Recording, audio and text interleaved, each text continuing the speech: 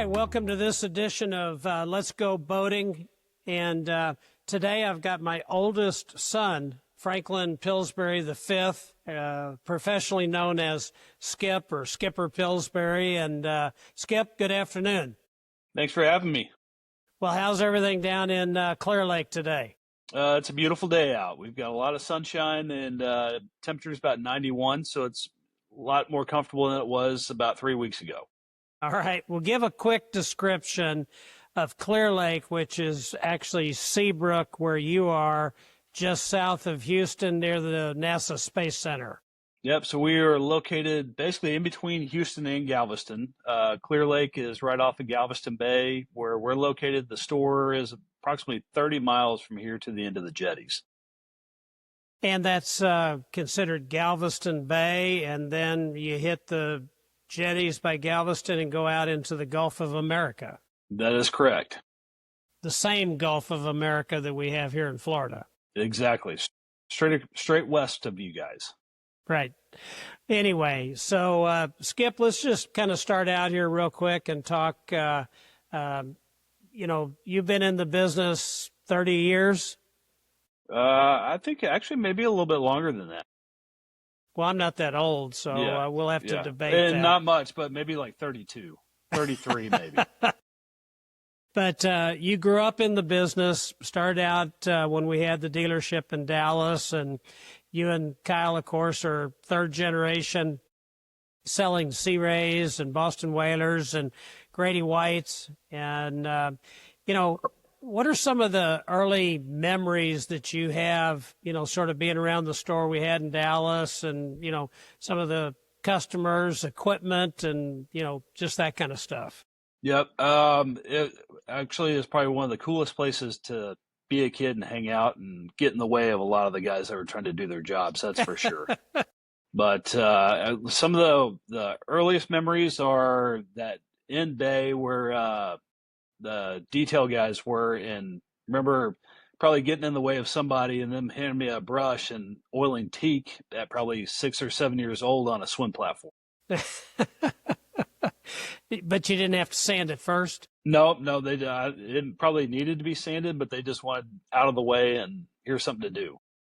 Well, two of the things I remember in Dallas was one of the John Deere tractors with you and Kyle riding on the hood of the tractor as we were moving boats around the yard. And then later, you actually starting to drive that tractor. And then the other one was at a boat show when you had a snow cone in your hand and a guy named Mark told you to do something. Do you remember that? No, I remember hearing the story, but it's been a while. Yeah. Well, it was something like he asked you what time it was, and you turned your wrist, and the snow cone ended up in your lap. Yeah. So anyway, that was an early boat show moment. But who are some of the people that sort of influenced you in those earlier days? I mean, we talked about Teak and that kind of stuff, and I know, like Bruce Wagner, our service manager. There was times and things that you might have ridden in a truck with him or gone to pick a boat up or any of those kind of things. Yeah, no, there's a lot of that. I mean, even, riding to the lake with some of those guys doing deliveries and that kind of stuff. And it was, they were really, really good guys for letting little kids ride with them and, do cool stuff. Just pulling big boats to the lake and getting out and, seeing the process and kind of laid the groundwork kind of where we're at now. Well, and I know a lot of that helps shape your talent and your ability today to know how to unload a boat or how to set up a boat show or even in some cases just how to clean a strainer. Yeah. Oh, yeah. No, it was, nobody was ever afraid to tell you what to do. That's for sure.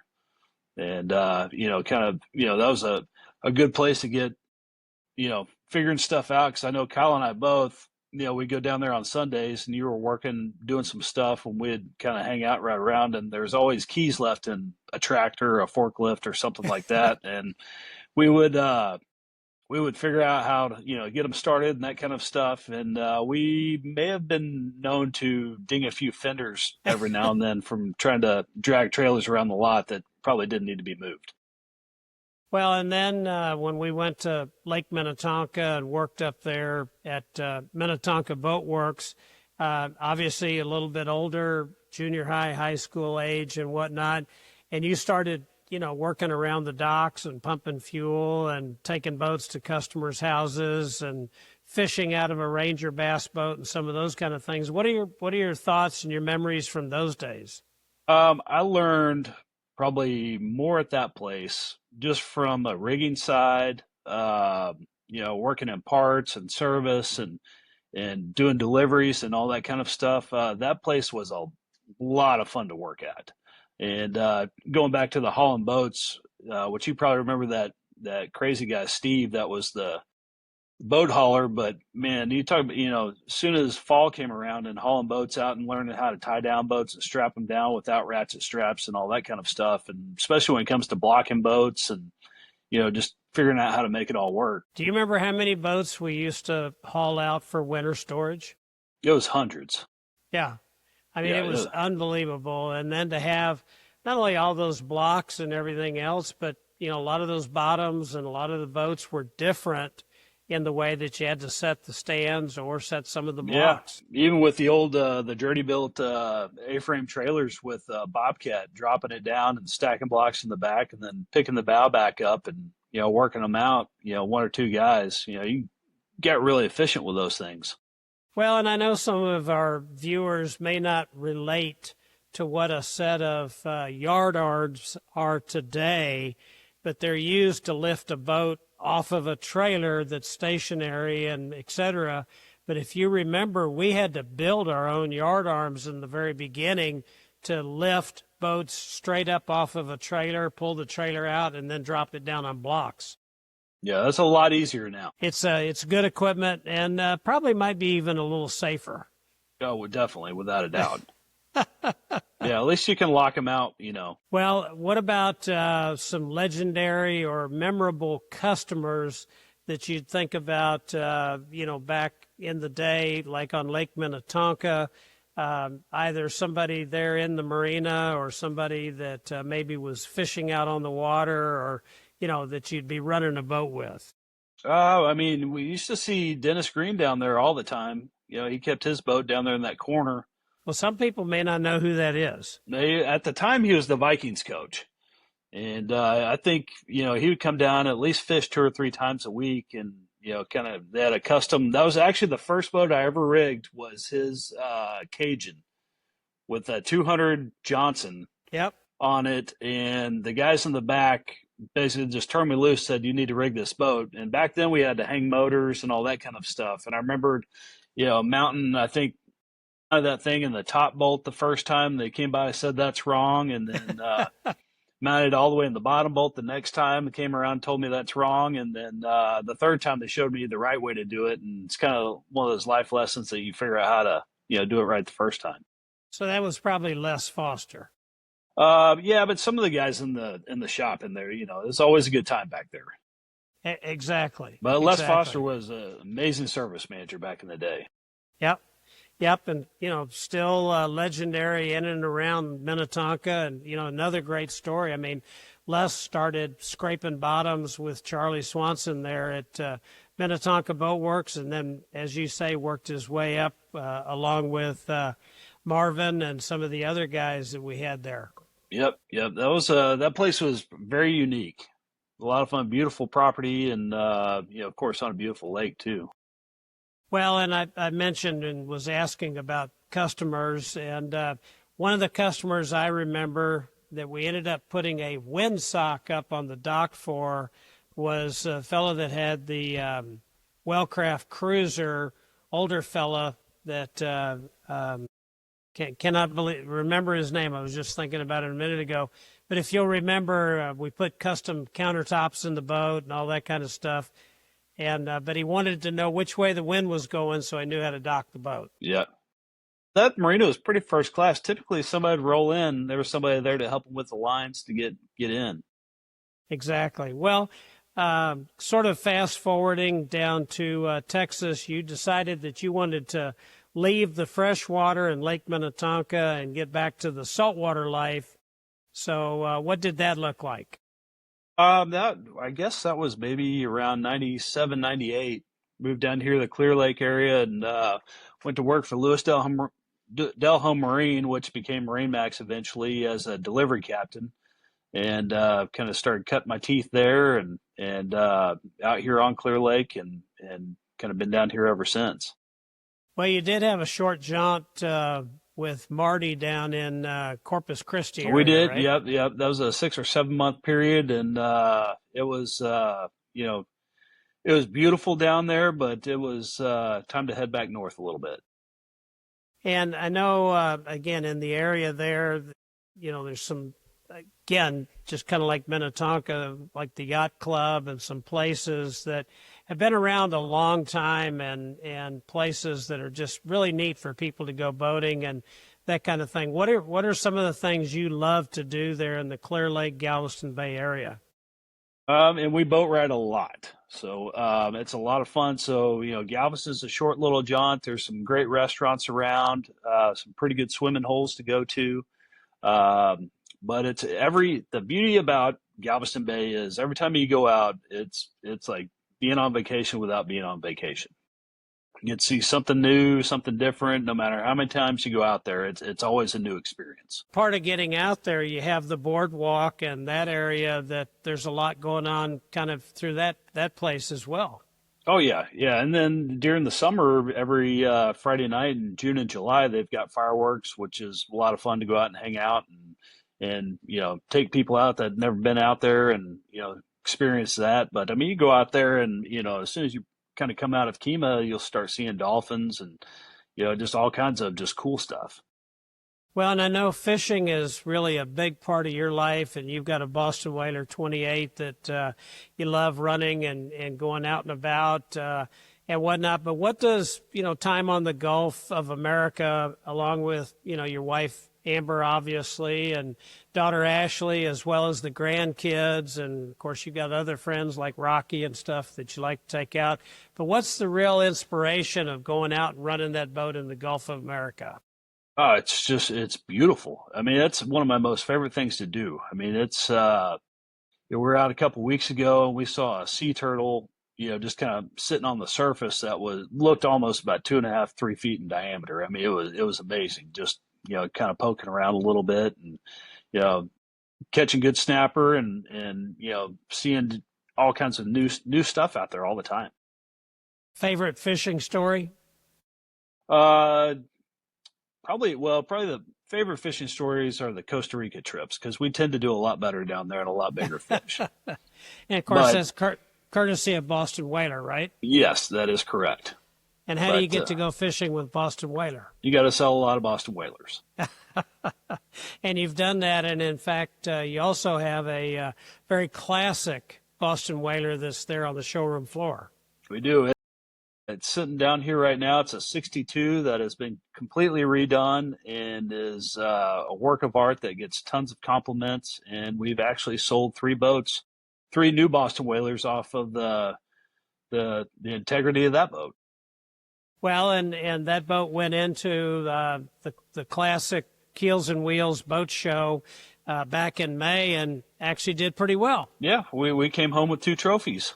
That was pretty cool. Yeah, it was But really cool. yeah, yeah.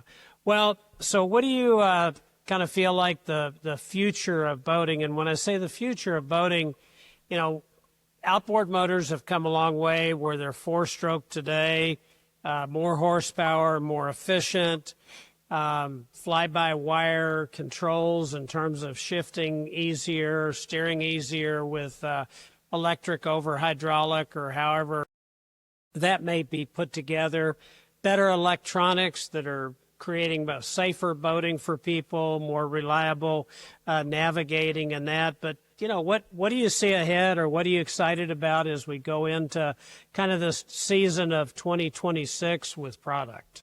Yeah, so I mean, there's some, each year there's something new coming out. Mercury just came out with their new 425 V10 4-stroke, which certainly as these boats are getting larger and heavier, and people still want the performance out of them, and it's letting that happen, without having to stack tons of motors on the back. These newer motors and the design behind them now, a lot of that, we're able to run bigger props, bigger gear cases. So at those low speeds and mid-range speeds, you've got that holding power where everybody can be comfortable and safe on the boat. And along that same thought process, how do you think that the new buyers, especially some of the younger buyers, what's motivating them, or how do we get them excited about looking at buying their first boat, or something that again they can get out on the water and have some of these same experiences? Yeah, it's at the end of the day, it's all about being easy and fun. And with the new controls, like you said, with the new electric steering and the digital controls, where everything's instantaneous, and then the joysticks, which make docking a breeze. But even on top of that, with the electronics now, with auto routing being built in, I mean, you can push a button and hit go to, and it's going to draw you a safe route and hit autopilot and head straight there. So in one respect, some of that sounds confusing. Someone coming into Marine Max, taking a look at a Boston Whaler, Grady White, Sea Ray, they decide to purchase a boat. You can handle helping with the financing and making that part affordable and easy to do. But also you mentioned that you started out as kind of a delivery captain. What does that process, once somebody's bought a boat, look like to make it easy to actually get out on the water and go boating?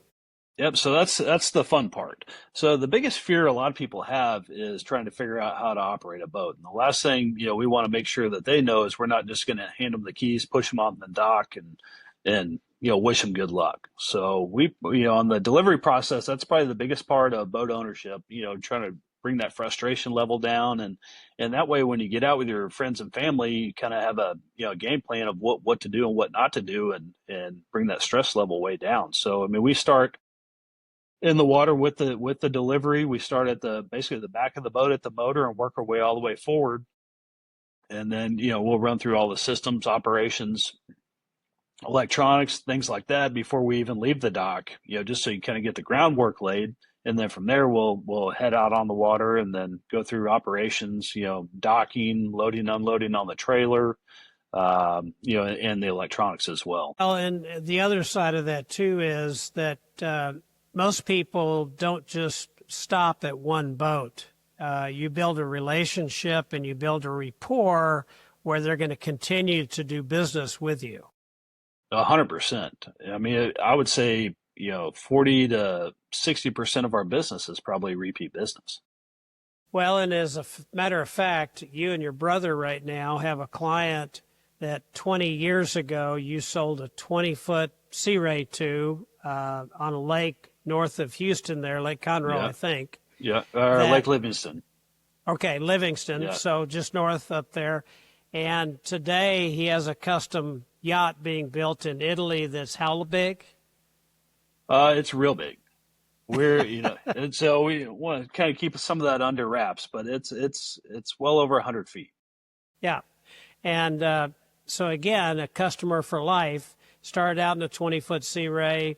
You sold him boats in that area, and then Kyle sold him a few boats here in Florida, and now he's got a custom yacht being built that probably won't be the last one either. No, it doesn't sound like it. Well, just, again, as we talk about our family being in the business and the years that have been spent, one thing I noticed behind you on your shelf up there, there's a few books up there, and one is the Mercury Iron Fist book. Why do you continue to stay in the boating business? It is a lot of fun. Every day is fun. Some days are more fun than others, but it's a passion, and it's kind of one of those things that kind of bred into us a little bit. But there's nothing else I'd rather do. Well, and it's a fun legacy.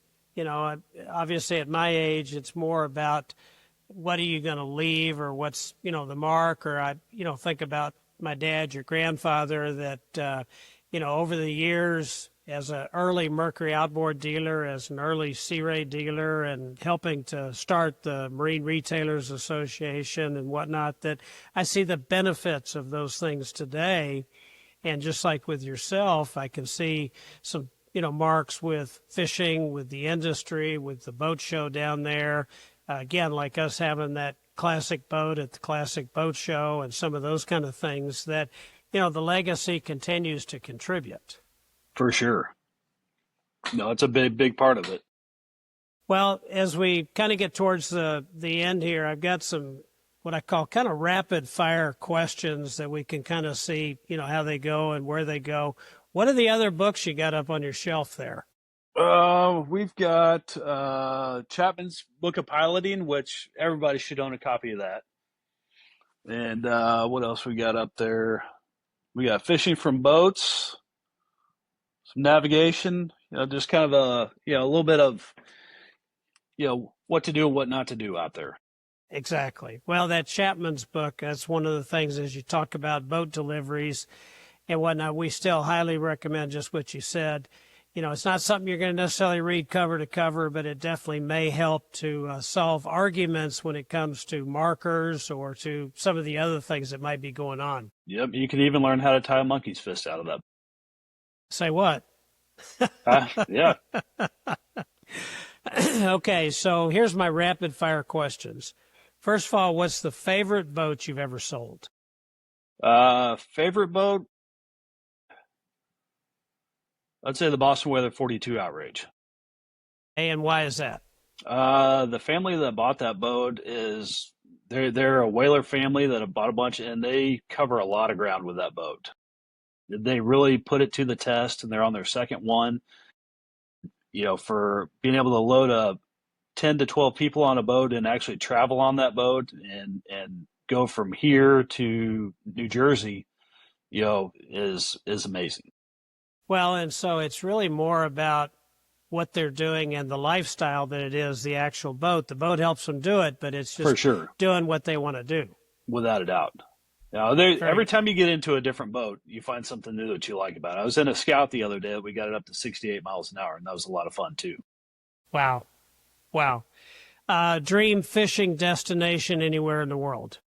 I would say that's a great question because there's a lot of really cool ones out there. But I think the next dream vacation would probably Long Island, maybe hit some of the wicked tuna.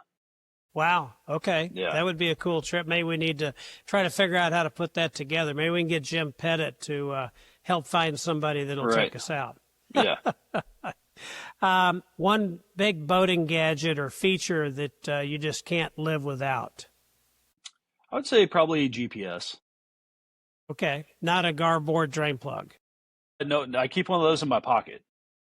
That's it. Right That's become Yes, that's become standard issue. Actually, I've got it sitting on my desk right here because I just took it out because I was looking for my keys. But yes, I do keep one. I keep one in the door of my truck too. So for 30 years, that's been a staple. Yes, and it will wear a hole in your pocket too. So you can't. Back in the old days, I used to keep a lot of stuff in there, and a funny story about drain plugs and pockets. I used to carry a lot of change. I don't know why.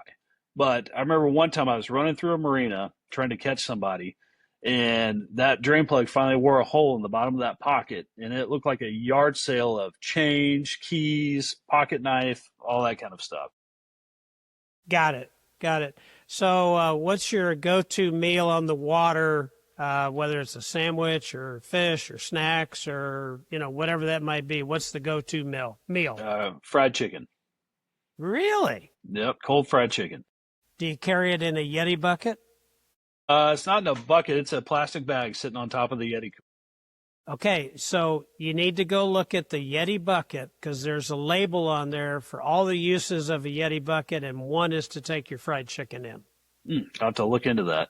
I just look into it, and trust me, you're going to hear more about that as well. Gotcha.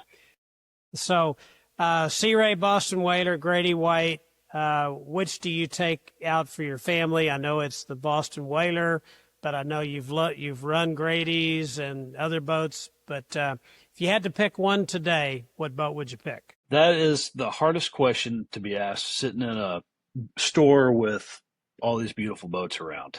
I would say at the end of the day, you just have to put them all in a hat and grab one because you can't go wrong either way.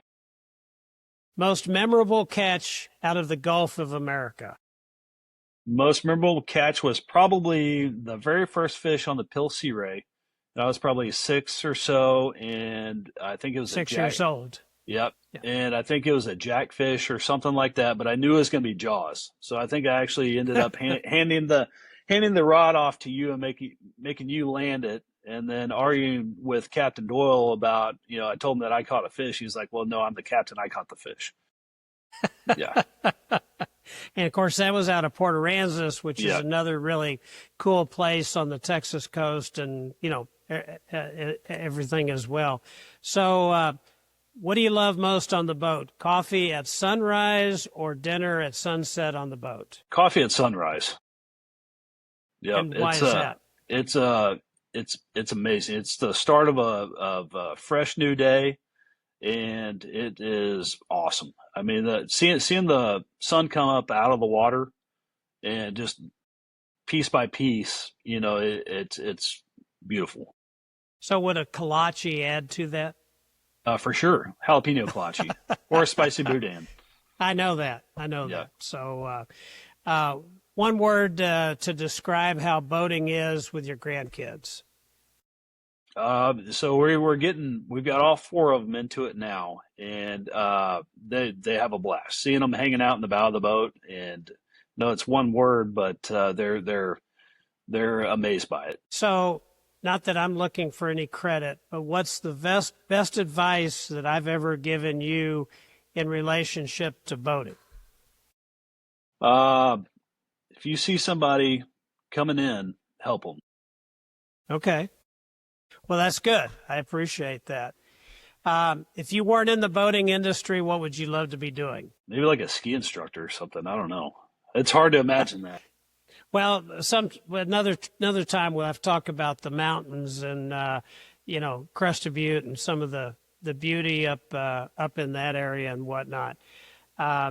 So, kind of closing out here, if you could describe boating in a sentence, or if you were going to, kind of create some big one-liner, what would it be? If you were just going to say boating is, or if you wanted to motivate somebody to come see you about boating or whatnot, what's that one big word or that one way you would help describe what boating is in one sentence? It'll make memories that you will never forget. So it's truly boating changes lives. 100%. Well, Skip, always great to talk boats and boating, and it's never gotten old as a family, and I think we've talked about that here with a few things and whatnot. And before we close out, I have one last question. If Johnny Timmons was in here on the conversation with us, what would he say right now? You have a way to bleep out a bunch of stuff as he punctuates. That's good enough. Yeah. For those that know Johnny would understand that, and for those that don't, I'll give you his phone number. Right. All right. Well, Skip, I appreciate it, and again, enjoy the rest of the weekend there on your part of the Gulf of America, and there at the Marine Max store that we have on Clear Lake, and just. Again, fun to talk about boats, boating, and the legacy that we've had the opportunity of serving in this industry. Yep, without a doubt. Thanks for having me on. All right. Appreciate that. So, son number one, Skip Pillsbury, Franklin V, down in the Seabrook area. And we appreciate you joining us here with Let's Go Boating TV. And we'll look forward to seeing you on our next podcast.